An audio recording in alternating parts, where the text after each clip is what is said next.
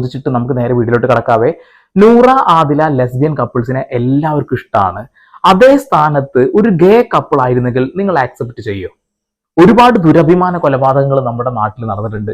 ഗേ കപ്പിൾസിന് തന്നെ ഒരുപാട് പ്രശ്നങ്ങൾ സംഭവിച്ചിട്ടുണ്ട്. പക്ഷെ നൂറ ആദിലക്ക് കിട്ടുന്ന സപ്പോർട്ട് എന്തുകൊണ്ട് അവർക്ക് കിട്ടുന്നില്ല? നേരെ വീട്ടിലോട്ട്.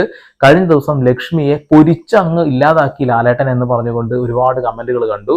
ലാലേട്ടൻ പറഞ്ഞ കുറെ വാക്കുകൾ ശരിയാണ്, കുറെ വാക്കുകൾ തെറ്റുമാണ്. ലക്ഷ്മി പറഞ്ഞ കുറച്ച് തെറ്റുകളുണ്ട്, കുറെ ശരികളുണ്ട് എന്നുള്ളതാണ്. എന്താണ് ആ ശരികൾ, എന്താണ് ആ തെറ്റുകൾ എന്ന് നമുക്ക് നേരെ വീട്ടിലോട്ട് പോയി അങ്ങ് പരിശോധിക്കാം. ആരും സ്കിപ്പ് ചെയ്യേണ്ട, കുറച്ച് പോയിന്റ്സ് ഇതിലുണ്ട്. എന്തെങ്കിലും പറയാനുണ്ടോ അവരോട്? സർ, ഞാൻ ഉറച്ചു നിൽക്കുന്നു എന്നുള്ള രീതിയിലാണ്. ലാൽ സർ, ഞാൻ എന്റെ പെർസ്പെക്ടീവ് പറയാം.